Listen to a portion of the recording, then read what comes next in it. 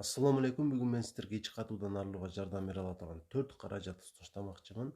Булардын баары дарыканаларда жеткиликтүү жана албетте таасирдүү. Андыктан эгерде сизде дагы ушул көйгөй боло турган болсо, буларды колдонууга аракет кылыңыз. Биринчиси клетчатка же пайдасыз азык. Анткени бул азык биздин организмибизге эч кандай энергия бербейт, бирок жоон ичегибизди жакшы иштетип берет. Андыктан эң аввал ушуну толуктайсыз жана 1 айга чейин күнүнө 1 жолдан жеп турасыз. Экинчиси кадимки эле сиз билген вазелин. 1 чай кашыктан ичип турасыздар 1 жумага чейин. Үчүнчүсү болсо магний сульфат. Бул дагы дарыканада бар. Муну дагы бир күндө 1 жолу кечинде ичип жатасыздар. Акыркысы бисакадил таблеткасы. 1ден 2 маал ичесиз 1 жумага чейин.